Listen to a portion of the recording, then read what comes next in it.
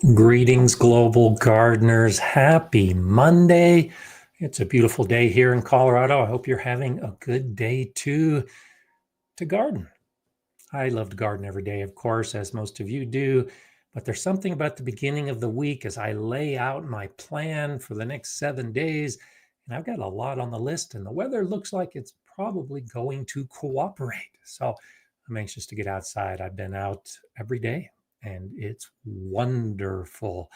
Today, while we have our time together, let's chat about gardening. Let's answer some of the questions you have. Let's see where the conversation goes. I like to have a focused topic most weeks, but today we'll do everything. We'll answer as many questions as we can, and we'll see what we cover. So be sure and put your questions out.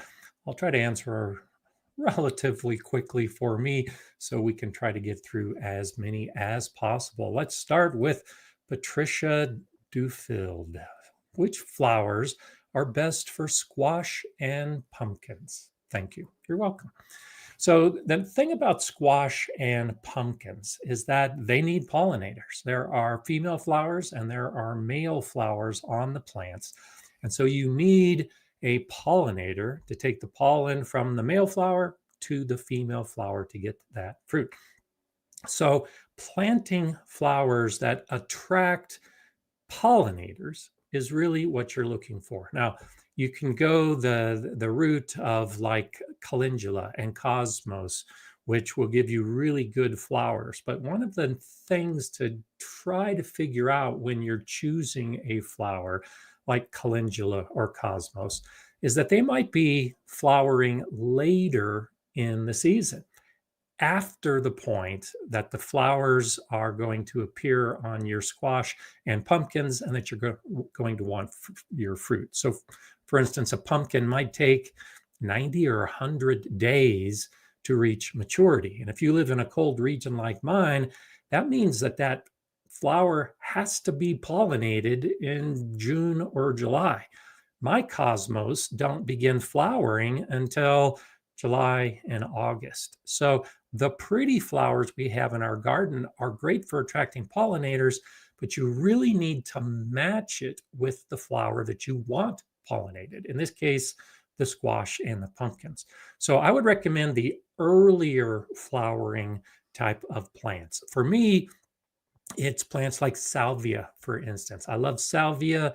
They're flowering now. You can do the chives. I did a video recently about the flowering chives. Anything that's going to be flowering earlier in the season, at about the time that the pumpkin and the squash are flowering, those are the ones that are best for those particular plants. So check what's best in your garden, in your area, which plants are going to be flowering a few weeks after you put your pumpkin seeds in the ground. And those are the ones that you're going to want to pick. And try to have a variety. Have a variety of the different types of flowers, and that will attract different types of pollinators as well. Nikki is asking a question. Can I grow cucumbers next to a Concord grapevine? Sure, absolutely, you can do that. I would have to ask a couple questions about your grapevine and how you have it trellised. Are you doing 2 arms or 4 arms, or letting it grow wild up a tall vertical trellis? Because that's going to make a difference. I like to grow my cucumbers vertically. And so if you have like a 2-arm or a 4-arm pruning method for your grapevines, then you could easily grow the cucumbers up the main stem, the main trunk of that grapevine above your grapes, and then prune your cucumbers to actually be growing vertically and horizontally above the lower grapevines. If the grapevines are against a fence and they're covering a much larger space, you could actually avoid the trellis completely and just allow your cucumbers to cover the ground and to sprawl. If you've got the space, you could have the cucumbers sprawling underneath the grapevines. Now, the nice thing about the cucumbers and the grapes together is grapes tend to have a fairly deep root system. And cucumbers, being an annual vegetable kind of plant, have a fairly shallow root system. So that's what enables you to grow together. The biggest question is whether you are going to have your cucumbers compete for trellis space for your grapes, because you really don't want the cucumbers at the same level, because the cucumbers are going to shade out the grapes. You need to make sure that all the grape leaves are exposed to the sun and that all of the cucumber leaves are exposed to the sun. So as long as you can incorporate the growth either vertically or horizontally, yeah, there's no reason, there's not going to be any diseases or pests even that are going to cause problems to both the cucumbers and the grapes just because they happen to be growing together. So have some fun with it. Definitely try that. A bush cucumber that doesn't grow as tall could easily be tucked in between some Concord grapevines. So lots of options if that's something that you wanted to experiment with, and give it a try. And then you can let us know in the future what it comes up as far as the success for the two plants growing together. So nice to see you all here today.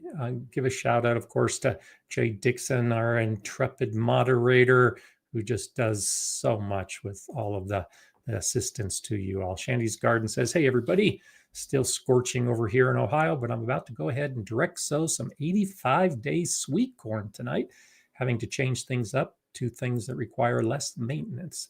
So awesome. Yeah, so this raises a really good point. So for many of us, we are now into our first month of summer, and knowing the length of your growing season is important. You'll see a lot of people that are starting their sweet corn, for instance, in June. There's nothing wrong with starting corn in July as long as you have enough days left in your season to be able to grow it and then harvest it. And actually starting plants in July can be good. The soil temperature is probably going to be nice and warm. Germination is going to happen very quickly. Just be aware that you might need to shade some of those young seedlings if you have a scorching day, but that's often awesome. Yeah, I could actually almost squeeze out an 85-day corn, but for me to have a successful season, I have to do that kind of stuff in June. So I think it's fantastic that you're giving that a try. Jay, thank you for posting that. Questions are welcome, and that's the whole point of the show today. Not necessarily all questions will be featured in the live show or answered in the chat. We encourage confident folk to help each other with gardening answers. Thanks. And Jay is so right. That's what's so fantastic about you all in this Gardener Scott community, is that you help each other out. So I'm going to try to answer as many of the questions I can see. As I point out in the description below, if you put at Gardener Scott before your question, I am more likely to see it and more likely to answer it. And if you happen to be a member of the channel or do a donation to the channel, I'm definitely going to do all I can to answer that question. So there is some stuff to put you kind of at the top of the list, but I want to answer as much as possible. And if I'm not able to get to it, yeah, Jay answers questions all the time. In fact, I actually saw that she had already been answering questions today, and a lot of the rest of you are answering as well. So thank you for helping each other out, and keep doing what you're doing, because that's what makes it all so wonderful to get us together on these Mondays and talk about gardening. Teresa Catherine says, what is the best way to keep garter snakes out of my raised garden beds? So first, I would ask a question. Is this a problem for you? Are you just afraid of the snakes? The reason I ask that is because when I was at the Galileo School Garden, I encouraged the garter snakes in my raised beds. So inside the greenhouse, I had as many as 13 garter snakes living inside the greenhouse. Now, it was a big greenhouse, 42-foot dome greenhouse, but I liked the snakes there because the snakes, depending on what kind of pest you have, the snakes will eat slugs. They'll eat a lot of the insects that might be eating your plants. Depending on the size of the snake, they might even do some of the vermin that might be attacking your plants. So garter snakes are actually I think, pretty wonderful in the garden. And I look forward to seeing the snakes in the garden. If you want to give them a different area and keep them out of your beds, now you need to start looking at why they're in the beds in the first place. They might be in your beds eating slugs and eating some of those other pests. And so if you take away their food source, they will go to another area. So if they're getting in your beds, that's telling you that there's some type of pest that they're feeding on. Identify what that pest is and then deal with it using some other method. And now the snakes are going to go into other areas where there is food. Snakes are not going to be eating your plants. They're not going to want the fruit that's growing on your vines. They're going after their primary food source, which are smaller animals of some type. So I've talked about integrated pest management in recent weeks. Identifying the pest that is their most likely food source. And you can do a simple search of garter snakes and see what kind of foods they're going to be eating and try to match it with what might be living in your garden. And then you can deal with those pests. If it's an insect pest, you can set traps. If it's an animal pest, you can set traps. I don't recommend poison, of course, because if you poison the food source and then the snake does eat that, now you're poisoning the snake. But deal with whatever that pest / food source for the snake is, and then they've got no reason to go into your raised beds. If you give them a nice open area for sunning and you give them a nice protected area for their shelter, they're less likely to venture into your raised beds. In the greenhouse, the snakes actually lived underneath the beds. They actually would crawl between the walls, the outer wall and the inner wall of the greenhouse, and then they'd peek their heads out every now and then. Now, did it startle me every time I saw a snake? Of course it did. But I just knew that they were doing a very important job. And once there were a lot of them, and once all of the pests were dealt with in the greenhouse, I didn't see them anymore. So it was quite a noticeable cycle, particularly early in the season. There would be a lot of snakes. And then midpoint of the season, I wouldn't see them at all because they had dealt with the problem and they moved someplace else to get the food that they wanted. So take away the reason they're in your beds, and that's the best way to get rid of them, because they will go someplace. They're going to be seeking out that food. And if it's not being provided by you in the beds, they're going to go to the edge of the garden, to your neighbor's yard, someplace else where they can actually get that. John C. is asking, Gardener Scott, when I grow garlic from bought seed garlic, it always does well. When I save my own best bulbs and replant the clothes, they do poorly. Any ideas? So possibly. The thing about, and you do point it out, you save your own best bulbs. Typically, when you buy a garlic bulb, it's going to be a primo bulb.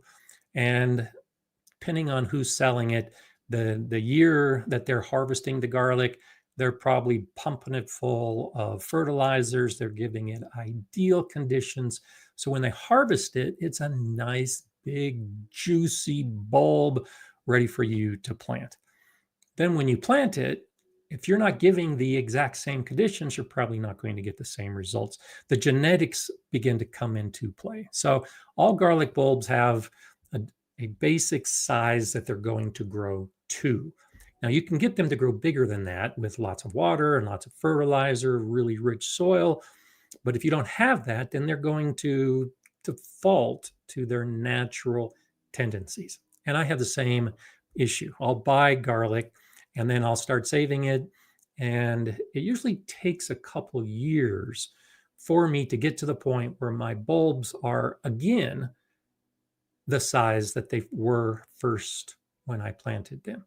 And part of that, I think, is because in that first year after planting, I don't know if relaxed is the right word, but they kind of relax in the garden space.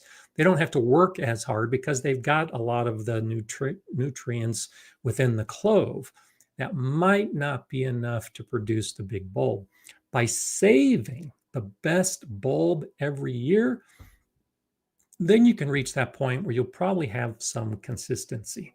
And so every year when I save my garlic bulbs, and I'm saving the best bulbs side by side, there will be two bulbs of the exact same garlic variety. One will be smaller and one will be bigger. So there's going to be differences over time once you focus on the big ones and keeping the planting going of those big ones. Hopefully you'll reach a point where you'll have better bulbs. But take a look at your soil as well, John. Do you have a well-amended soil? The garlic's going to be in the ground for maybe 8 or 9 months. And if you're not fertilizing, then the soil has to provide all those nutrients. And if you didn't amend the soil before you planted, now the garlic might be struggling because it's going to need the nutrients that isn't in the soil. So I always try to choose a bed that is newly amended, that I put a lot of nutrients in when I plant my garlic. That's the bed I choose. And when I get a little bit lazy or get too busy or have a conflict with how I'm planting and where I'm planting, and I end up putting garlic in a bed that doesn't have that recent amendment, inevitably the bulbs do not do as well in that second year in a soil that doesn't have that suitable amendment. So that could also be an issue. Definitely look at the whole picture and start with the soil. So hello, Rick. Glad that you could stay up with us today. Disappointment when seeds aren't germinating. That is one of those things that we all deal with. It's the problem of the seeds not germinating, and then it's the disappointment when you don't have the seeds germinate. Now, one of the approaches I take, I talked about it in a video, I think the beginning of this year, when I'm starting my seeds, is I'll double sow, sometimes triple sow my seeds to avoid that disappointment. So if I'm growing the seeds and germinating them in little individual cells, like in a tray of cells, instead of putting one seed per cell, I'll do 2 or 3.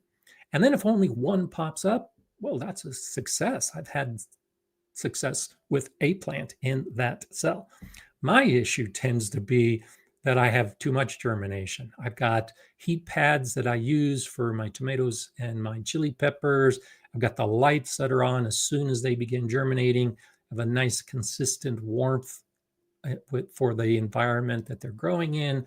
And so this year with the tomatoes, for instance, I was putting 2 seeds in every cell, and I pretty much had 100% germination, which meant I had too many tomatoes for my garden. Not an issue. I gave them away.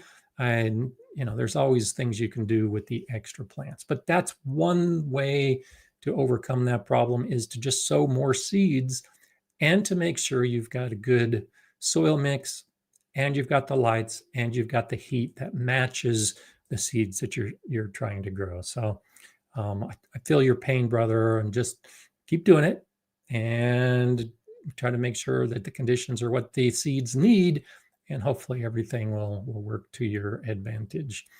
And try not to be too disappointed. Bud is asking, I'm growing cucumbers in my greenhouse for the first time this year. They are trained vertically and already to the ceiling. Should I top them? Yeah, you can. And I had 15-foot tall cucumbers in my big greenhouse, and it was a pain dealing with the tall plants. So I would probably suggest topping them, just because it's difficult dealing with cucumbers when they get too tall. The other option is to train the vine to grow horizontally.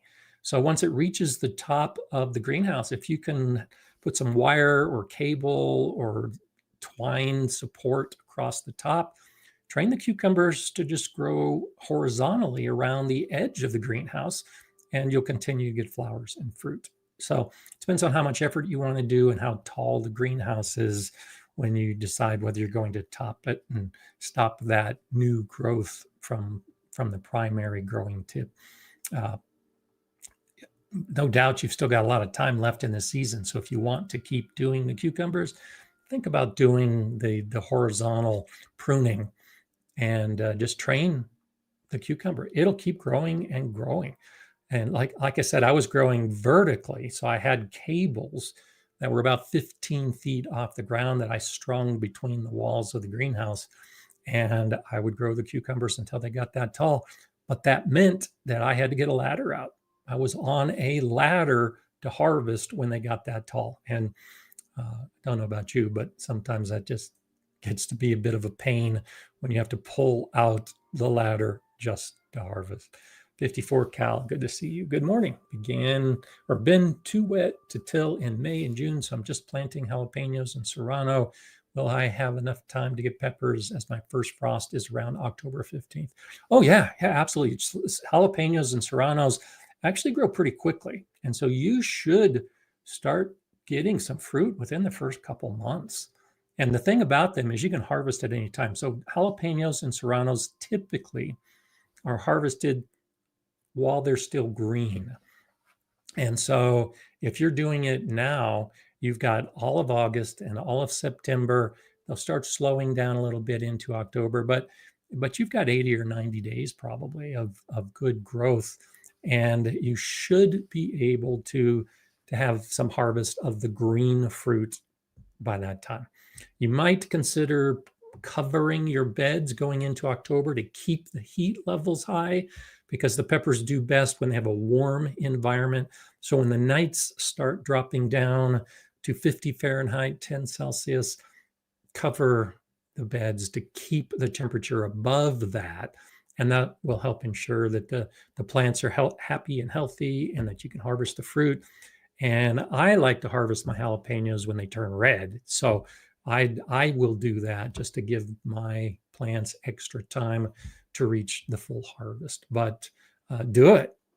Worst case scenario, you just have little peppers and you'll harvest them while they're still small. They're still going to have the same taste, and you don't have to wait for them to change color to harvest them. So I'm guessing you'll have enough time. And even if you don't, it's always fun growing the plants, but you'll be able to get some harvest between now and October 15th. Texas Organic TV, my Facebook garden chat question. Okra yellowed and wilting. Okra never a problem in Texas. Too much water. Can it be fixed? I couldn't help. So yellowing, if it's the lower leaves in particular, is often a watering issue. And it could be too much water depending on what your weather has been like and how you've been dealing with irrigating your okra plants. Wilting during the day is normal. During the summer, when it gets excessively hot, so in Texas, you're probably already at 90 Fahrenheit, 32 Celsius on a daily basis now. And so the plants are naturally going to wilt. As long as they're recovering in the early evening, as soon as the temperature starts dropping, you should see your plants perk right up again.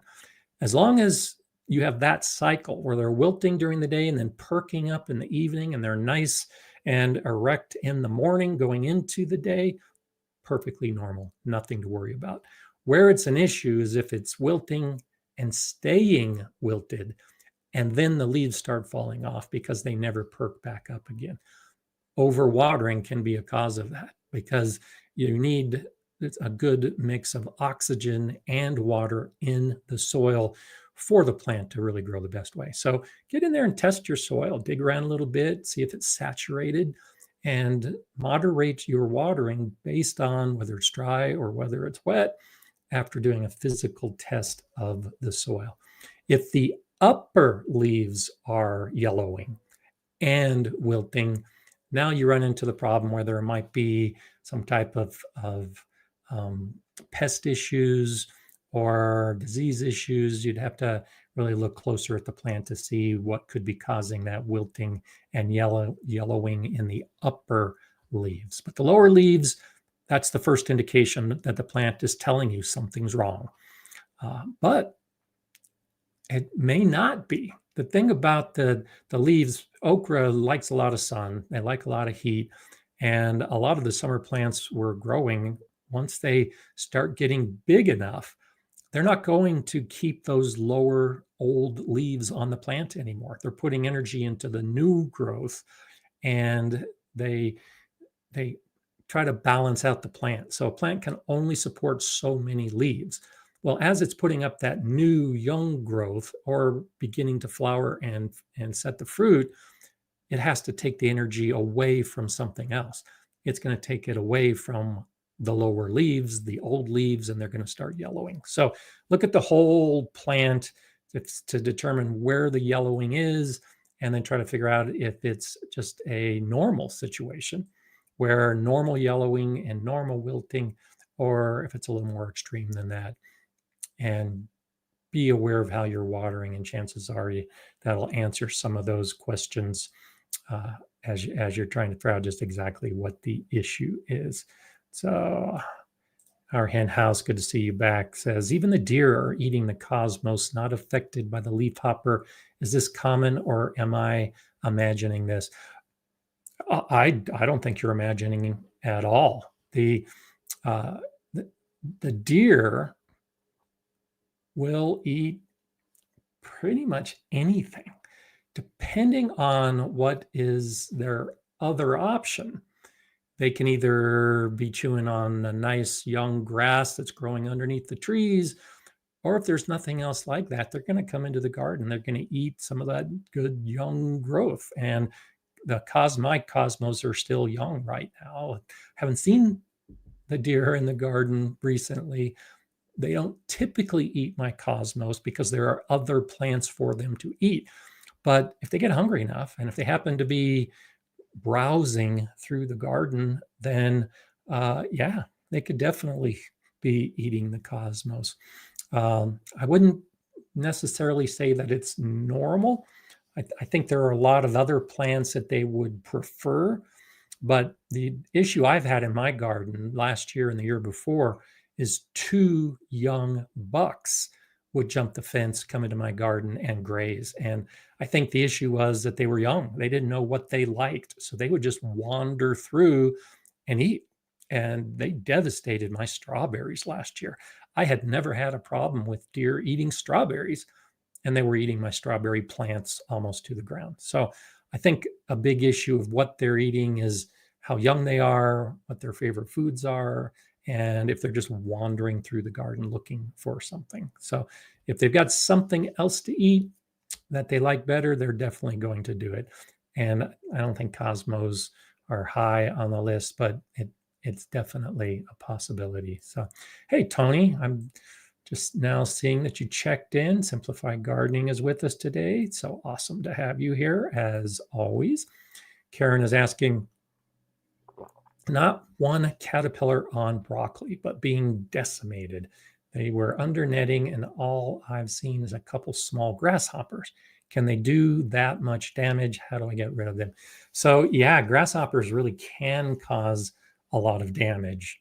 They typically aren't doing it individually. So a single caterpillar, like a big tomato hornworm, can devastate a plant overnight. A smaller caterpillar is probably not going to cause that much damage, but it can cause a lot.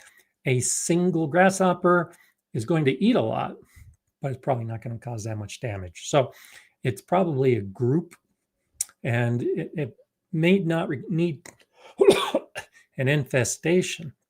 But if you see one grasshopper, look around, and if you see 4 grasshoppers, then you probably got 12 grasshoppers on that plant, and that could definitely cause some damage. I haven't observed the grasshoppers doing a lot of damage to broccoli in particular.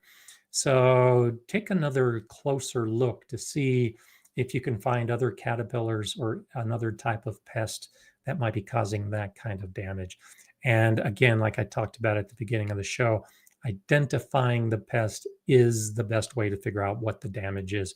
It could be slugs. I don't know if you have a slug problem, but slugs can devastate plants overnight. Once you identify the pest, then you can figure out, are you going to set out some slug traps? Are you going to use diatomaceous earth or neem oil? There's lots of things you could use. If it's a caterpillar, you can use BT, the Bacillus thuringiensis powder.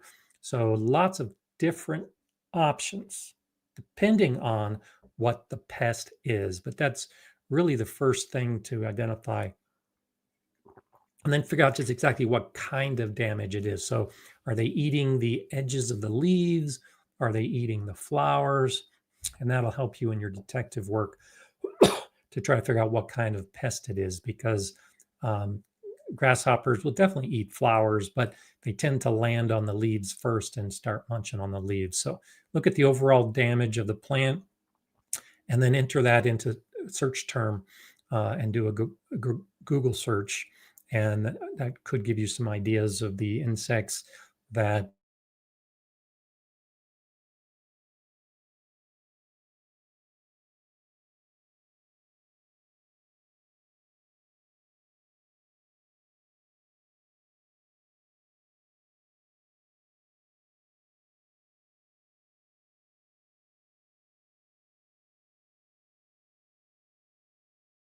will be going up a cattle panel trellis, south facing, about 24 square feet of raised garden space.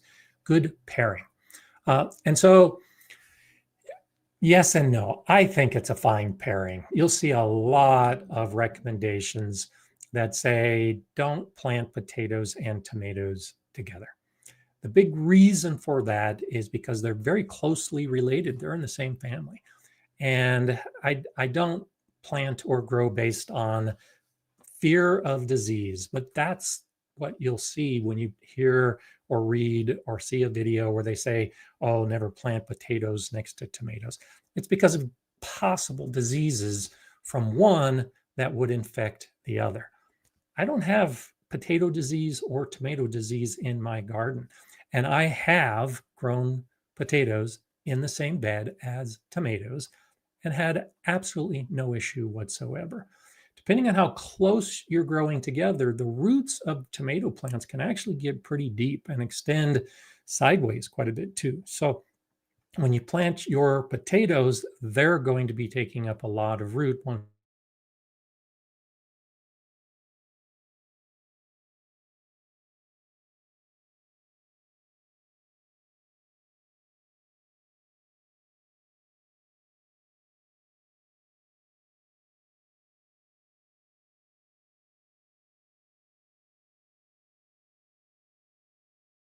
The roots aren't going to interfere with each other.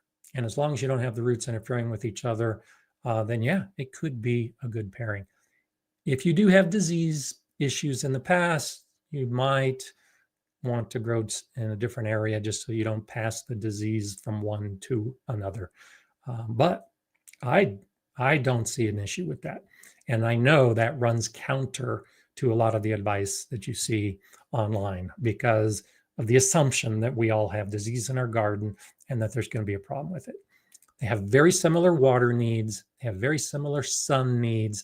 They have very similar soil nutrient needs. So it makes sense to actually pair them together and try to grow them in the same basic area. So it's something to try. Give it a try and see how it works.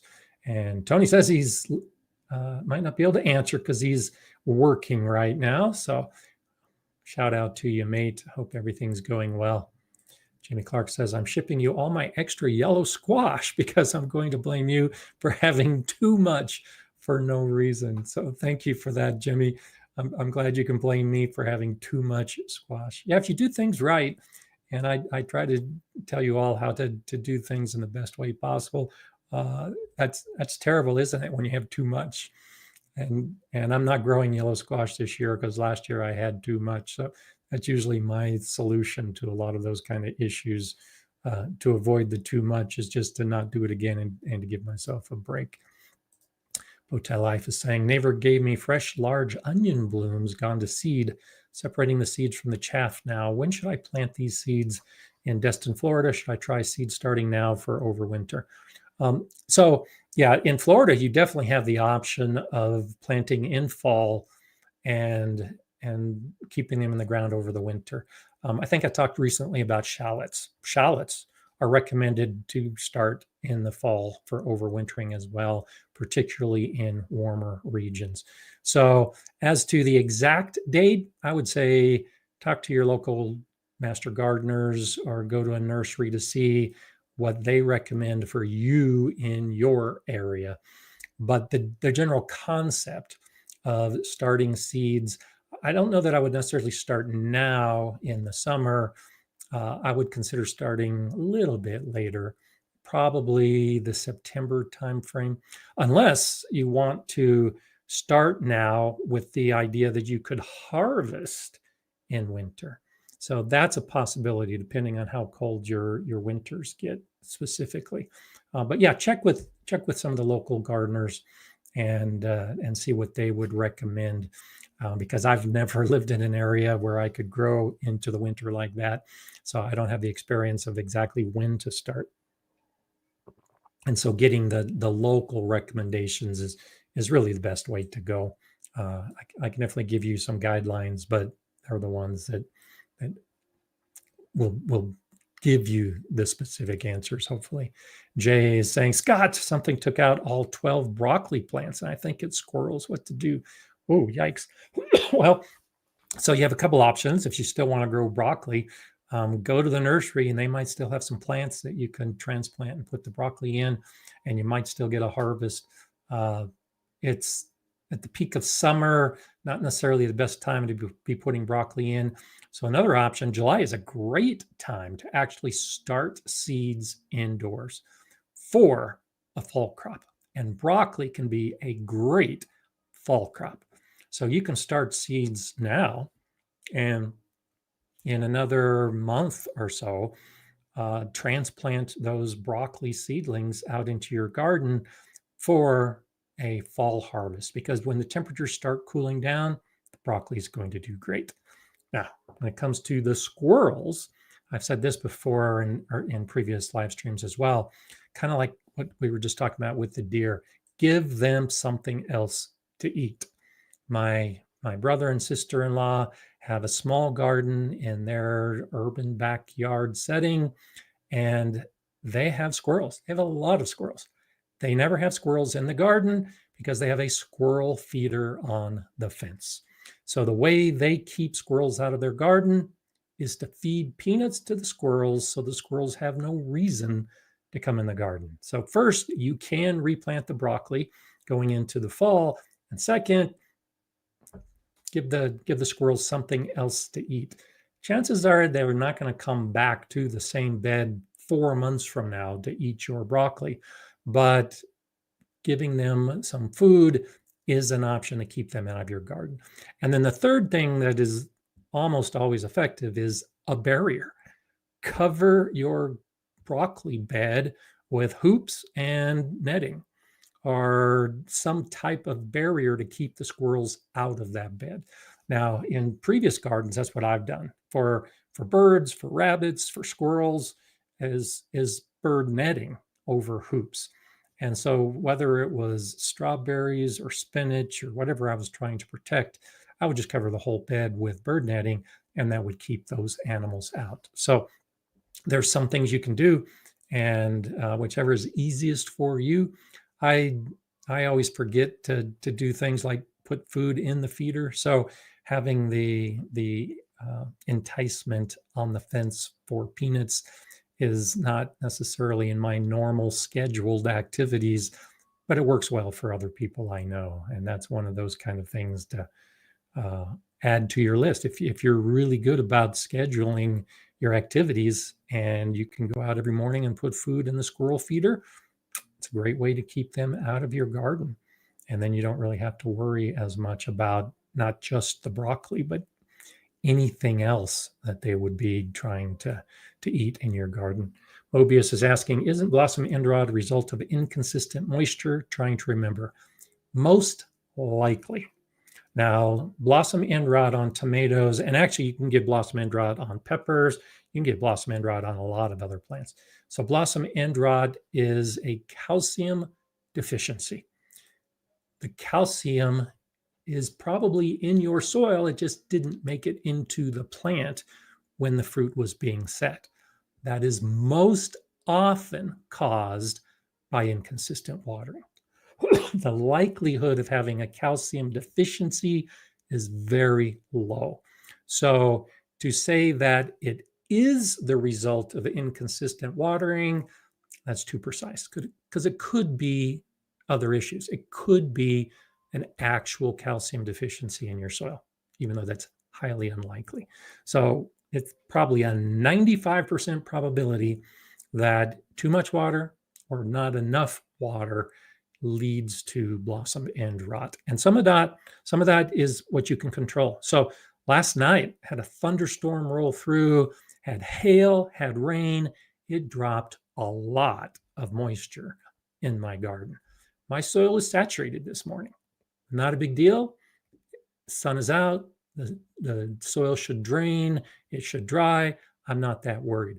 But for my tomato plants that might have flowers on them, this one day of saturated soil could cause blossom end rot on some of those flowers if this is the critical point that it's starting to set fruit. So you could do everything right and have one bad weather day and you would still get blossom end rot. Generally, however, it's you and your inconsistent watering. And I don't mean specifically you are having the problem, the Mobius 981. Generally, it is that issue of the inconsistent watering. So yes, you are remembering fairly accurately. Karen is asking Gardener Scott, while digging potatoes, I found some eggs. 2 popped out right then. 1 green and cool. 1 blue-tailed skink. Oh, too cool. Yeah, absolutely. Very small potatoes this year ideas. Oh, I love that. I love when I had a salamander show up at the school garden one day. Oh, it was fantastic. Those are like the snakes, fantastic animals to have in your garden to eat the bugs, to eat the pests. Absolutely fantastic. So the small potatoes this year, again, it goes back to the soil. Is it a loose, nutrient-rich soil? If it's compacted and it wasn't amended, then you're going to get smaller tomatoes. What kind of tomatoes, or not tomatoes, potatoes? What kind of potatoes do you have? And what is their normal expected harvest time?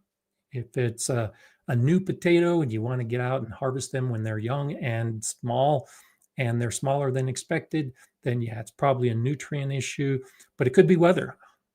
How hot has it been? How cool has it been?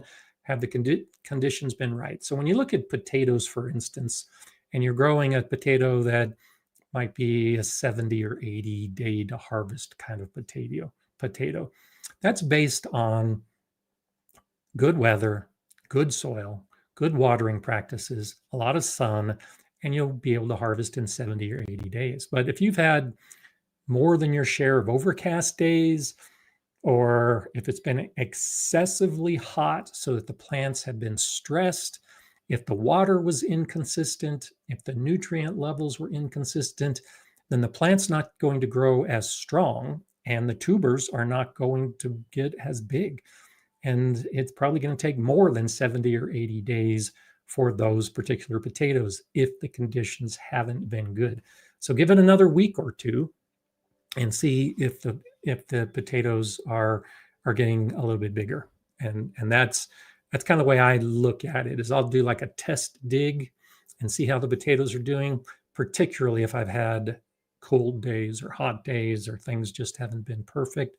And if they're still too small in my test dig, I'll just leave the plants in and grow more.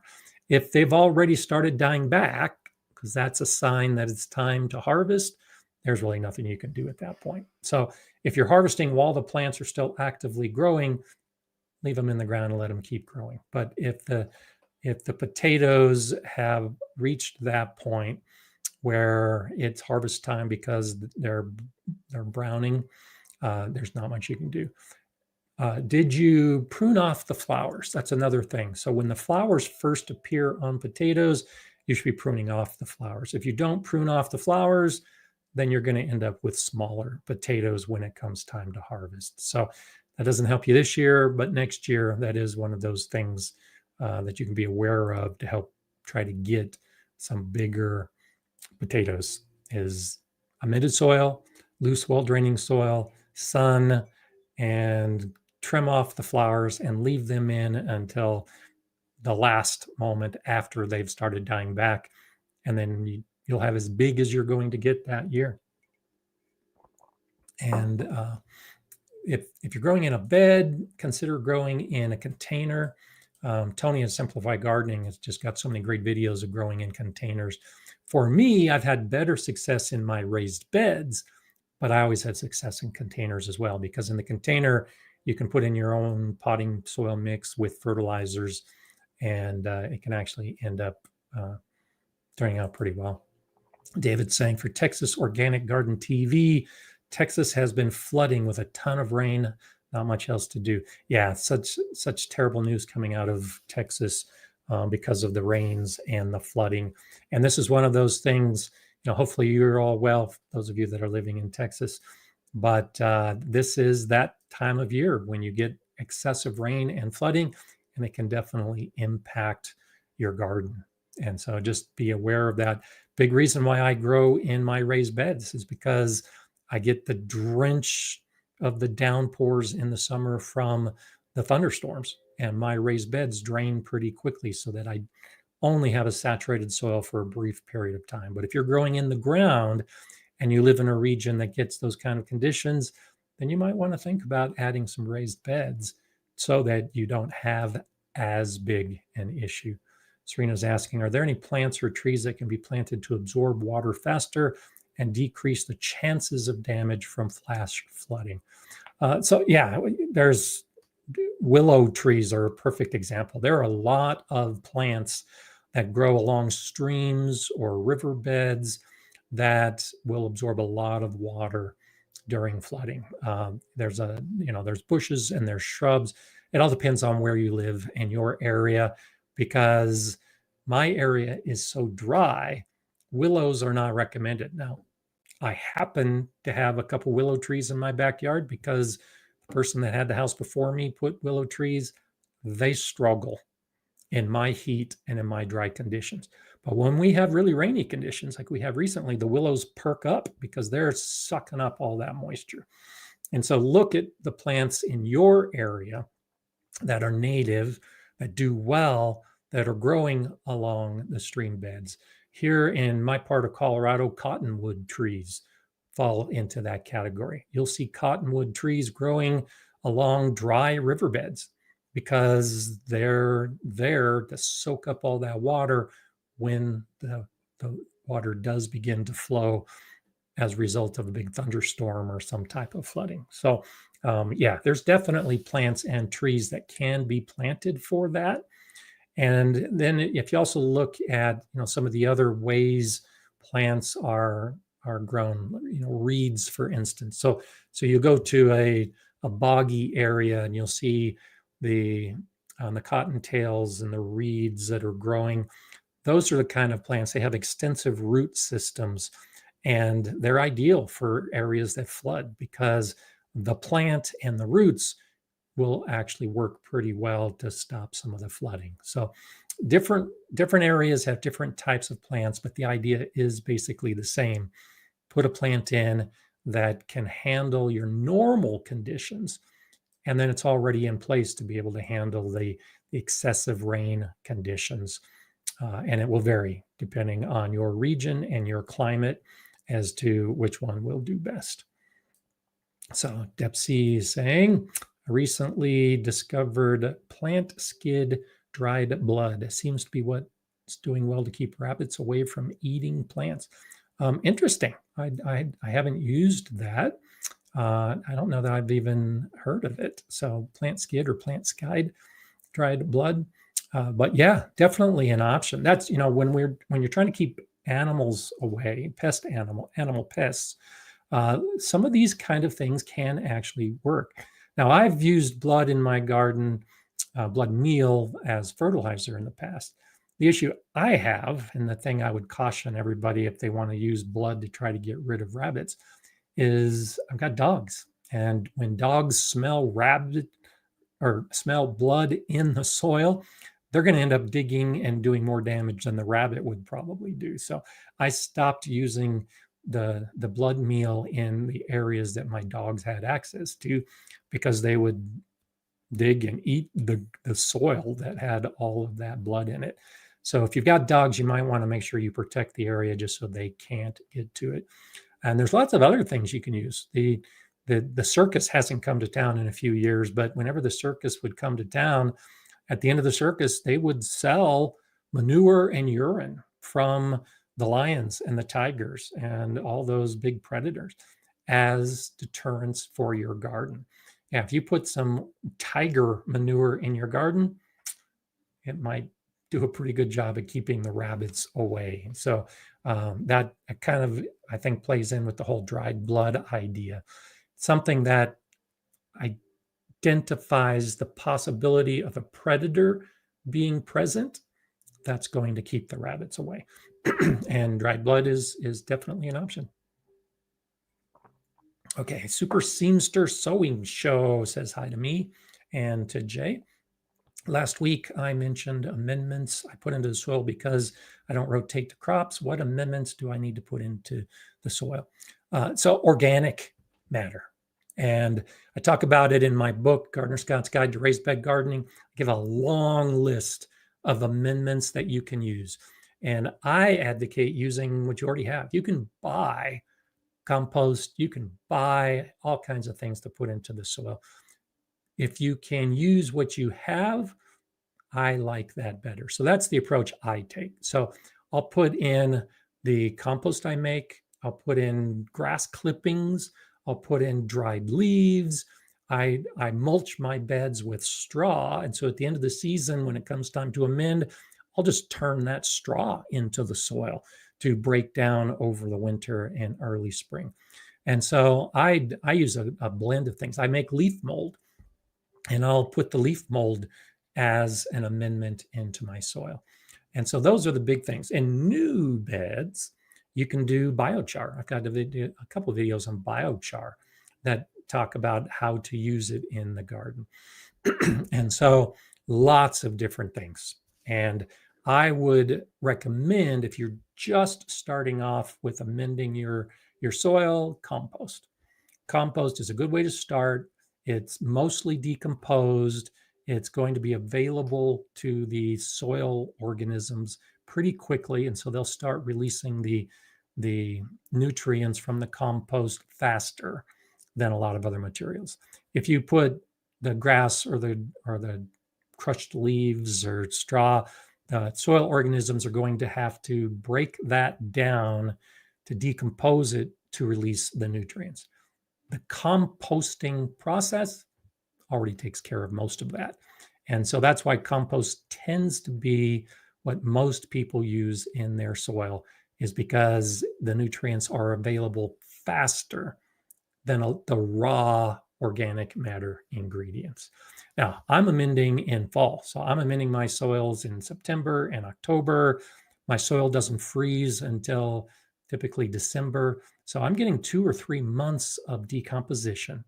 And then when the soil starts thawing out in March, I have another 2 or 3 months before I'm planting. So I can put the raw ingredients in because my season doesn't necessarily match the soil temperature, and because the nights are still getting too cold. So even though the soil has thawed out and those soil organisms can begin decomposing in March and April, I can't put my tomatoes and my peppers in until the end of May or June because my nights are just too cold.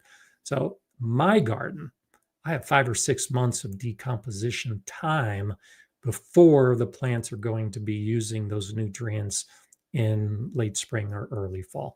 You have to look at your own climate and your own system as far as how much time your soil organisms will be able to be at work. That's why I use a lot of raw ingredients in my soil. Easy, compost.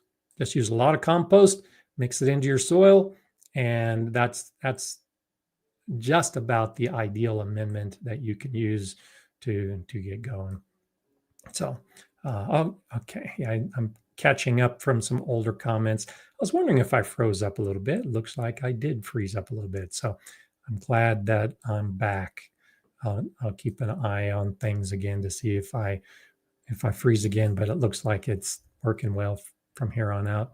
Super Seamster, thank you for that contribution. It's not much, but it means a lot to me. So thank you for knowledge in Bakersfield, California. I appreciate that so much. So I do appreciate you, and it's good to see you back. I'm glad that you're now one of our regular viewers. That's fantastic to have you here every week. So I'm going to go ahead and keep scrolling down, try to catch as much as we can. Texas Organic TV says, my Roma tomatoes grown from a sliced tomato. Cool. Does that make it a clone? Plan to plant others to offset. So when you say a sliced tomato, if you're talking about a plant where you sliced off a stem and you planted it and now the stem is growing, then yes, that's a clone. If you're saying that you sliced the fruit and saved the seed, then no, that's not a clone. And depending on the type, Aroma tomato is probably an heirloom. It's an open pollinated plant. So you're going to get a very similar plant, but it's not technically a clone. It's the same variety. It's going to give you the same type of fruit, but it's not technically a clone. If you're physically growing a part of the same plant, then yes, that would be a clone. So I hope it works well for you. And then you can save the seeds or take more cuttings and grow more, and depending on whether you want the same variety or whether you want a clone from the plant. And tomatoes actually clone so well, where you'll take a cutting, you'll cut off a sucker. That's an ideal way to do it while you're pruning your tomato plant. Take one of those suckers and stick it in the ground. And if you keep the soil moist, it's going to grow into a plant in most cases. Germination, that's not technically germination, but the growth of that should happen pretty quickly, and the plant should actually do pretty well. I've done that before and actually had really good success with it. Even in my short growing season, if I do it early in the season, I can often get a plant that is the same size. So if I put a young plant in, right now my plants are still pretty young because I got a late start. The first suckers that I cut off and put in the ground, within a month, they're going to be close to the same size as the smaller plants that I put in the ground recently. Ms. G says, my early potatoes haven't flowered yet, but they're dying down with no apparent reason. Are they ready without flowering? So yeah, if they're dying back, they don't have to flower. There could be, usually it is environmental. If they're not flowering, too hot, too cold, too dry, too windy.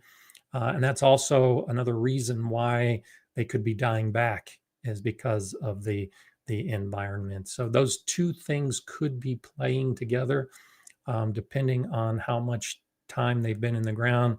But if they're already dying back, it's time to harvest. They're not going to flower again, and the plant will recover. And if you've grown potatoes before, particularly this time of year for the summer for most of us, if the tomato plant dies back and you don't harvest the potatoes and you leave them in the ground, you can expect new potato plants to grow from those tubers. That's their natural cycle. And so you'll get new growth on your potatoes, but the energy for that new growth is coming from the tubers that are in the ground. So if it's died back, it's probably time to harvest it. And then that's the end of the growing season. But you can take some of those potatoes and definitely put them back in the ground for later if you've got a long enough season to be able to get to it. So okay, so much. It's so great to see all the conversations happening back and forth. You guys do such a great job talking to each other and keeping everything moving while I'm focused on a few questions. Aaron Coomer says, pumpkin plants are growing well. I put compost and other amendments into the soil before planting every year in the same spot. Awesome. They do very well. I don't think I need to add any fertilizer to them. Cool. That's the way I do it. In fact, I just, in my pumpkin growing area, I just added some more amendments. I'm not growing pumpkins this year because I just ended up being too late. But every year, that's what I do, is I amend my pumpkin patch. And every year I grow pumpkins in the exact same area. And every year I don't use fertilizer. So you're doing it the same way I'm doing it. As long as you're amending your soil on a regular basis, you can actually get to that point that all the nutrients are in your soil and you don't need to do anything else as far as the fertilizers. And it's so easy when you don't have to worry about fertilizing. I really like the easy approach to gardening. Now, it takes a lot of work. I mean, it's years of preparation, years of the amending, so that you don't have to fertilize and that you can sit back and just enjoy the fruits that are developing on your plants. Yeah, Texas Organic TV says it's from the fruit I sliced. Beautiful plants. Okay. Yeah, so not technically a clone, but the same variety. So as long as the plants are good, you probably expect the fruit to be good, and it's probably going to be the same type of fruit. The aromas, even in the store, are generally the open pollinated type that we're used to. It's a possibility that it could be a hybrid type of aroma, and the fruit might not be exact. In that case, it's definitely a hybrid. But cool. Yeah, I like the idea of getting things at the store and then putting them into your garden. Doesn't cost anything, especially if you're going to be eating it. Gina McGregor says, this is the time of year I clone tomatoes using the suckers and root them for a fall harvest. Long growing season here. We'll get tomatoes into November. Cool. Yeah, and that's what I did a few years ago. I think I may have mentioned it in a video, but I haven't made a video about it.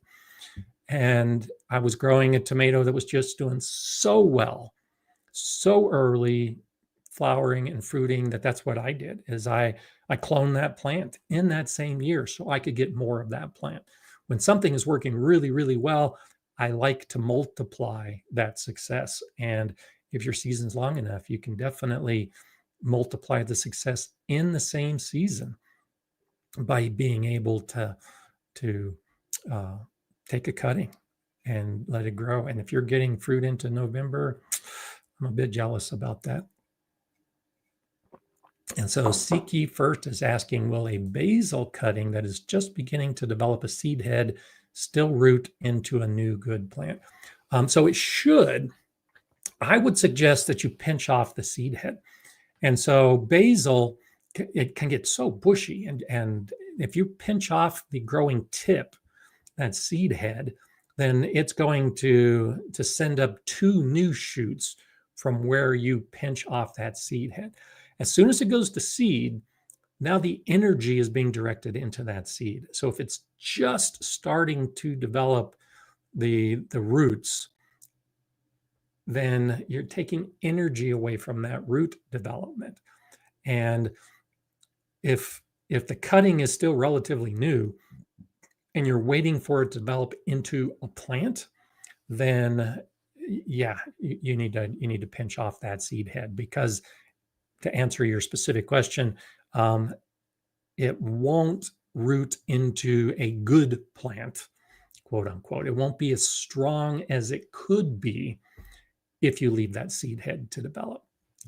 And as soon as you see the flowers developing on basil, go ahead and pinch off the flowers. When it starts getting into that mode of flowering and setting seed, then the flavor is going to change and you're going to have less root development and less leaf development because it wants to set the flowers and seed. So to get the best plant, try to take it away from the stressful heat and dry, windy conditions of summer and let those roots develop. Pinch off all of those flowers as they start to develop. When you start getting that nice bushy plant, hopefully by then you're already harvesting it. You can use each of those. Every time you pinch something off, you can definitely use that basil. And then you've got the bushier plant. Later in the season, if you want to save the seed, sure, then let it flower and set seed. But for the most part, with basil, just always pinch off the tips, and you'll have a bushier plant, and it'll grow for a long time. Llama Llama says, FYI, Greenstock's having a really good site-wide sale currently. Awesome. Yes, they actually, they've been having some really good sales. They had a really good 4th of July sale. I'm not sure if the 4th of July sale is going into this week. I forget the timing of it, but they've got a lot of good sales coming up. Of course, I've got a link in the description below. Be sure and use the Gardner Scott code at checkout, and you'll save $10 when you shop at Greenstock. So yeah, thank you for that. Definitely check out Greenstock and use the Gardner Scott code, because this is a time of year that they are selling a lot, or they're trying to sell a lot. The spring is their big season. And so summer is a great time. It's not just Greenstock. Harvest Right is having a great sale right now too. The freeze dryers that I have a link to below are having some great sales right now. Same kind of reason. The summer is not a big season for some of these companies. And so they're having great sales, and you can definitely take advantage of that. One, Amazon, I don't know if you know this, but starting tomorrow, the Amazon Prime days, and I think it's 3 days starting tomorrow. Great opportunity. I've got a link. You could click on my link to get you to Amazon, and that's a great way to help support my channel. So yeah, click on my Gardner Scott link, and it's not going to send you to a Gardner Scott code or page. You're not going to need a code. If you just click on that link I have in the description, it'll send you straight to Amazon, and you can shop and you can peruse all of the Amazon day sales. But same basic idea. This time of year, in the middle of summer, you can get some really good bargains. So I've already got some things in my shopping cart at Amazon just waiting for tomorrow to see if they're going to be on sale for Prime days. So yeah, click on my link to take you to Amazon, or to Harvest Right, or to Greenstock, or any of the others that I have down there. It's a great way to save you money if you can use my code, and then it also helps support my channel. And I do appreciate all the support you guys give me on a regular basis. That's an easy one if you can do it. Shandy's Garden says, I know you've mentioned it before, but when do you think that they're going to rework the USDA hardiness zones map? I've been seeing it change even since I started in 2019. We just did it a year ago. So I have a video on this. It is updated. It's only out for a year now. And I actually was on the team that was testing the map and doing the beta trials of it. So check out my video, and you can see some behind the scenes work on how the new hardiness zone map was created. It's out as of last year. So it's updated, it's new. Your zone may or may not have changed. My zone didn't change, but since I had access to the route maps and actually did testing and did some analysis, and I offered some suggestions even with some changes here in Colorado, I found that just south of me has changed. So in that 2019 map, well, actually it was a little bit before then, but the map in my area was zone 5B, extending quite a ways. It has changed by miles. And so where zone 6A for me used to be about 15 miles away, now it's about 2 miles away. So there's been some pretty big changes in the hardiness zone map. Just check it out. Go online, USDA hardiness zone, and you will see the new map. You can check out my video. No doubt Jay is in the process of posting it, and you can see I cover the new things in the hardiness zone map. There's an interactive process, so you can actually get down within half a mile of your property and see streets, and it's really cool. So it's happening. They're probably not going to be reworking it again for probably at least 6 years, I'm guessing. They've had between like 6 and 15 years between the different iterations of the maps going back. But yeah, no, check it out. It's there. It's available for you to use. And if you're not aware whether your zone has changed or not, you might be surprised. You can, in that video, I've got links. You can put in your zip code and it'll take you right to where you can find out what your current zone is. And that's one of those kind of things that it's helpful. It's helpful to know what your zone is if you're going to be buying perennials going into your winter. Dusty Flat says, early blight started on a couple of mini tomatoes. I will trim, but should I spray copper or sulfur? It's arriving a month earlier because of the weather. So yeah, early blight, that's one of those things that you might be able to trim and stop it.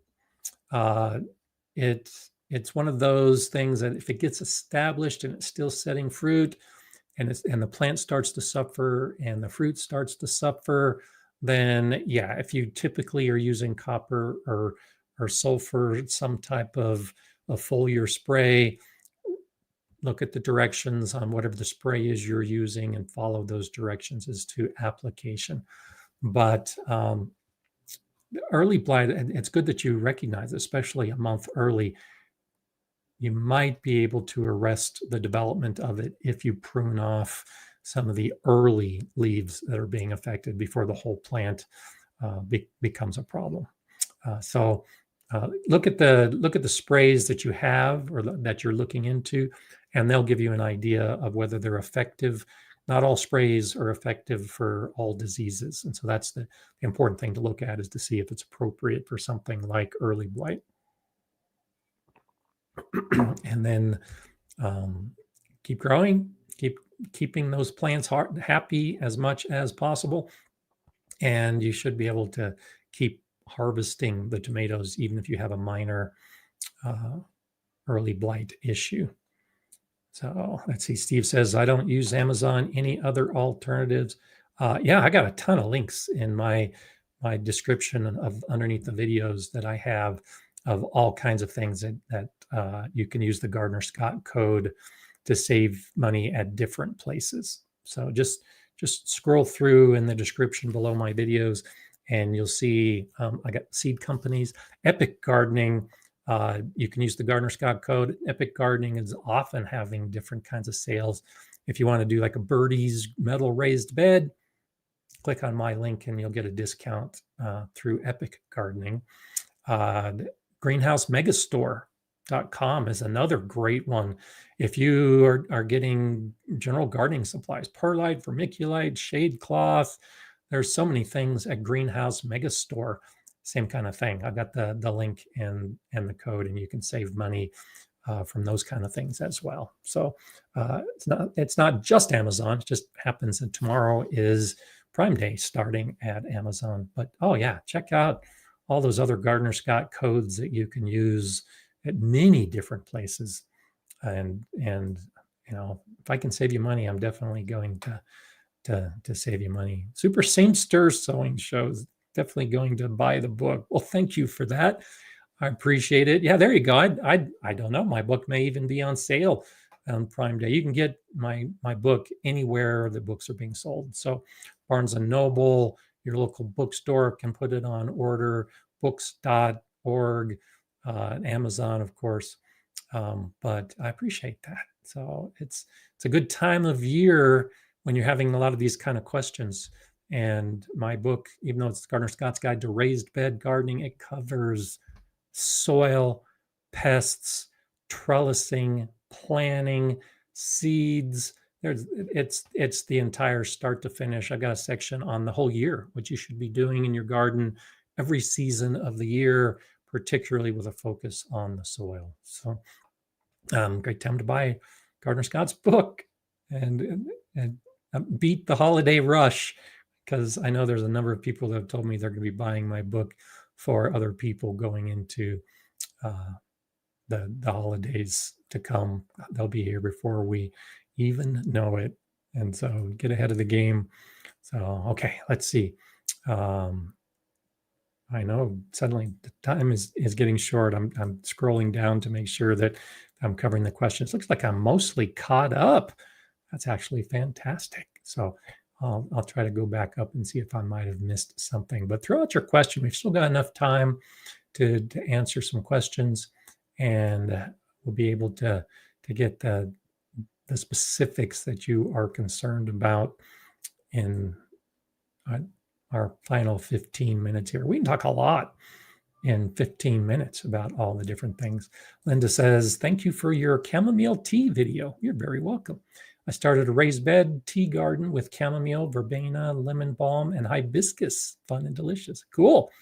Yeah, I'm thinking about doing another one soon. So yeah, my chamomile tea video, and especially I've got a chamomile plant in flower right now that I should have harvested a couple days ago. Maybe I'll harvest today or tomorrow. Such a wonderful tea. But I've got so many other things that are growing in my garden right now that I want to make tea. My feverfew is doing fantastic. And feverfew, if you're not aware of it, is a medicinal plant. And you can make a tea out of the leaves, and it takes away a headache. It actually treats headache, amongst other things. So I want to harvest some of my feverfew to make into tea.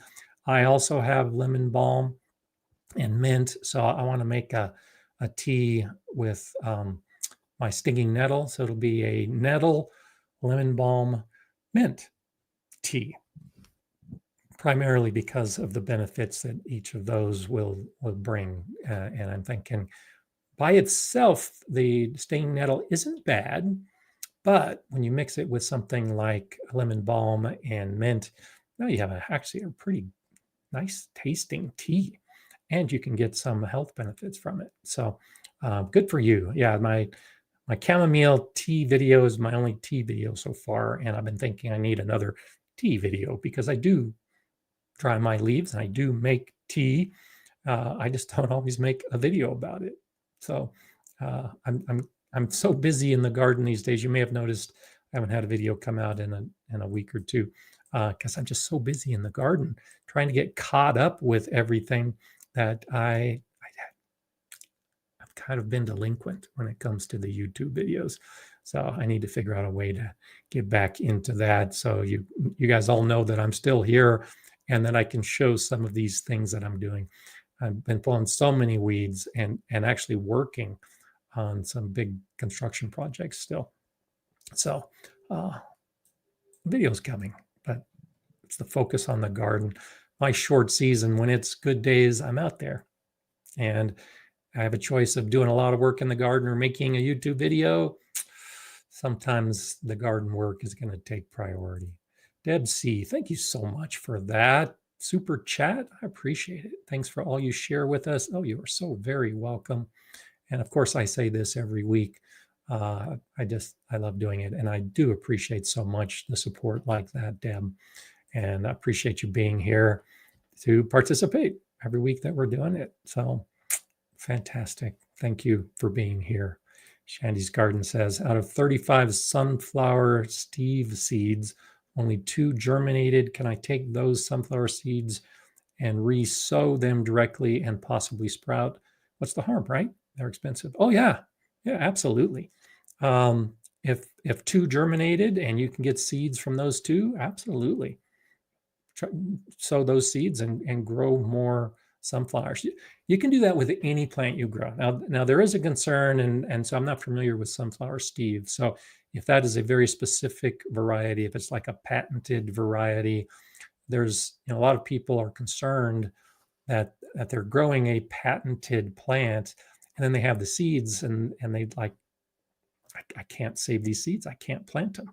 Well, if you're growing a patented variety of a plant, there are rules. You should not save seeds and sell those seeds.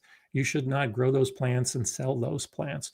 But if you're just using them in your own garden, you don't have as many restrictions. And so if that's what you're asking, then sure, by all means, as long as you're using it for your own purposes, you can save some seeds and see if it's going to grow. And no harm, no foul. especially when you're paying a lot of money for a seed.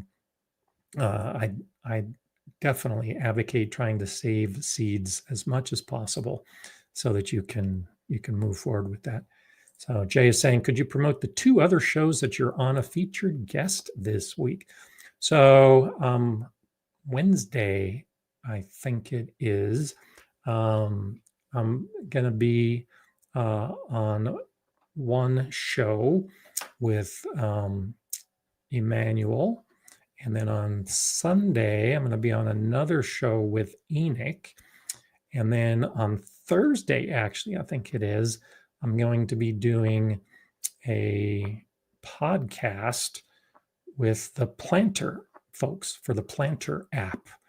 And so Peter and his staff and I are going to be doing a podcast. So there's actually 3 things that I'm going to be doing this week. And I'll be posting that on my community page on YouTube and also on the member page on Facebook. And once I have the link, I don't have the links yet. And so once I get the links, I like to promote those with the link. But yeah, I'm actually kind of busy this week. 3 different shows talking about it. There's the one. Oh, he hasn't sent me the link yet. So there you go. Urban Gardener. I guess that's the overall generic.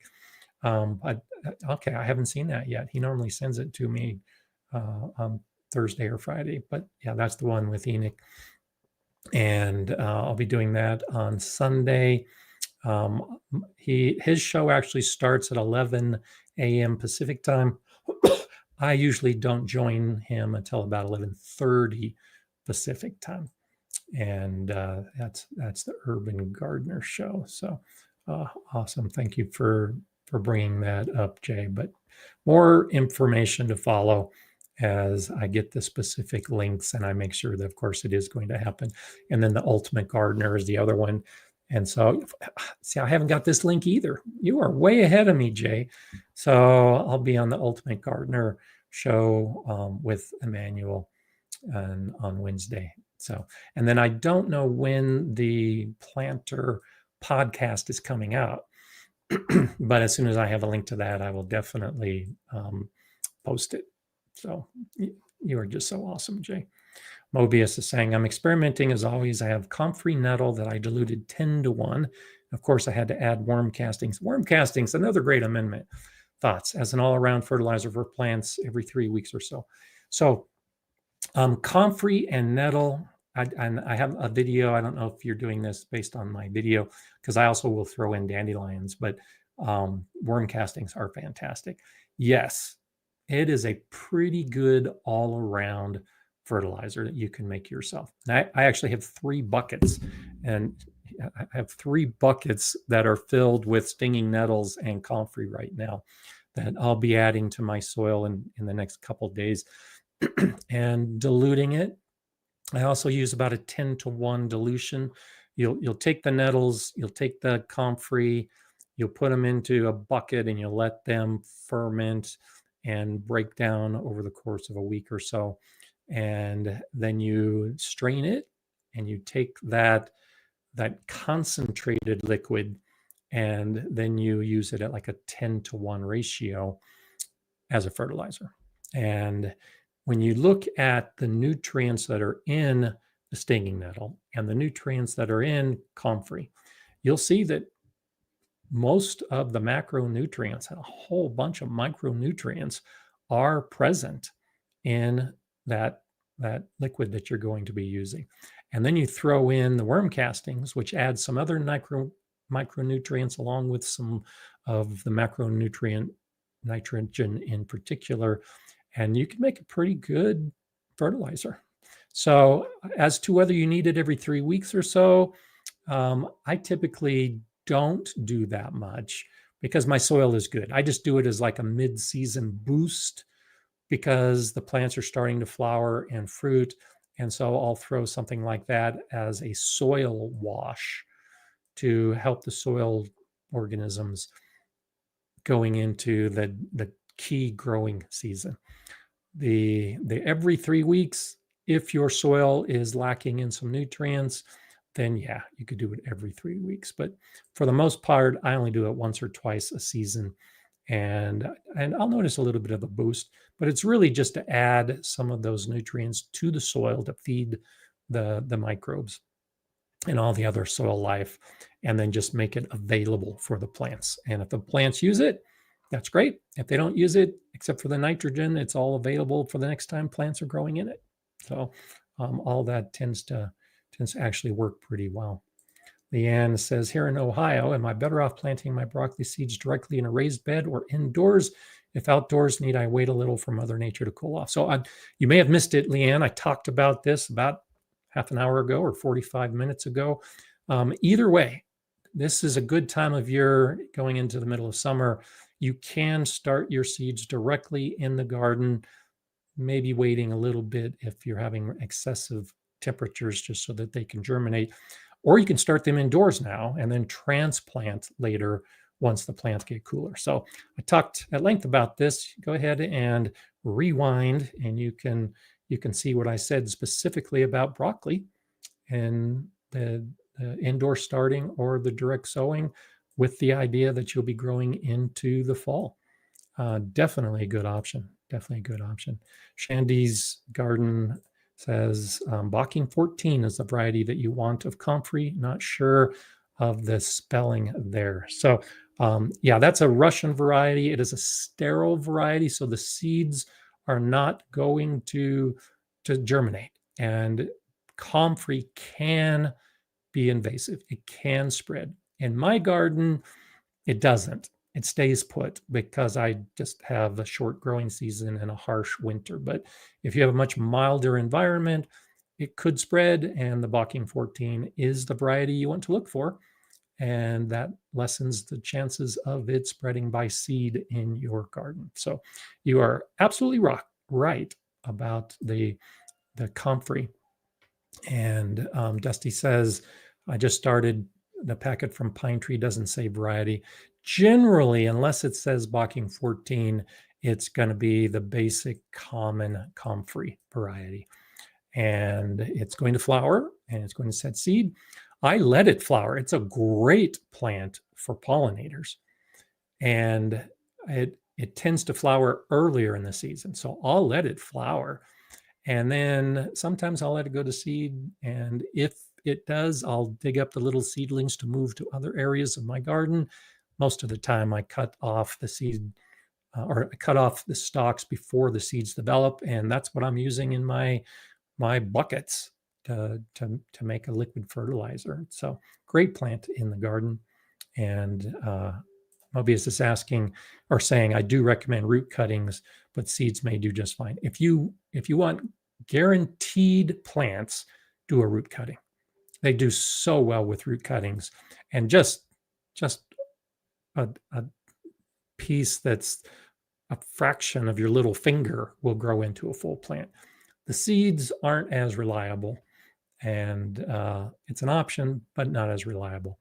I have grown comfrey from seed before. It does okay. If you take a root cutting, it'll do great. And you've got a clone of the plant you're taking the cutting from, piece of cake. So easy to propagate from root cuttings. So I would definitely recommend that as well. In fact, I have a plant, a volunteer that popped up next to one of my comfrey plants. It's growing right next to one of my currant bushes. And so that's been on my list of things to do, is to dig up that comfrey and move it to a new area. So maybe I'll do that today. That'll give me yet more things to do and help from the comfrey impacting by growing too closely to another plant. So Steve is saying, for whatever reason, I can't find comfrey at the garden markets. Yeah, it is not very common. You are rarely going to see it at a nursery. You'll never see it at a home center. And the likelihood of you seeing it at a plant sale is actually pretty remote. Now, for my garden club plant sale, we actually had a few people this year that had potted up the comfrey, and we were selling it at the plant sale. and no one was buying it because nobody knows what it is. You guys are all much more educated when it comes to the plants in your garden. So that's a big reason why you don't see it for sale, is because most gardeners are unaware of it. And if they see it, they don't buy it. If you see it, go ahead and buy it. If you know somebody that has it, take some root cuttings and you can grow it in your garden. And it is a fun plant. I think it's a beautiful plant, and it just has so many benefits. And it's not necessarily the silver bullet fertilizer that a lot of people tout it to be, but it helps. It makes a big difference. I add a lot of it to my compost pile too, because it's just packed with different minerals and different nutrients. So lovely plant to grow. If you're not growing it, consider growing it. And if you can find the seeds, there's a few places that will sell the seeds, like Pine Tree Gardens, and it grows pretty well from seed. But root cuttings are the way to go. So, hey, look at the time. Can you believe how fast this time goes? I'm anxious to get out in the garden. I got stuff to do. Mala is at my feet, and Lika's in the other room. They're sleeping, but it's time to wake them up because we need to go outside and get some gardening stuff done. And there's so much to do after our rain last night. I know the weeds are just waiting to pop up, so I got to get back on that. So good talking with you. Thank you all for your support. Thank you for everything you do. Do check out some of the links in the description to help out the channel and support Gardener Scott by going to some of those sites that I have partnered with to give you a discount with a code or through one of those links. And then look for a posting that I'll be doing over the next week with those shows that I'll be on talking gardening. Because you know me, I like talking gardening. Great to see you here. Let's do this again next week, eh? I'll see you then. Everything you do in your gardening this week, enjoy it.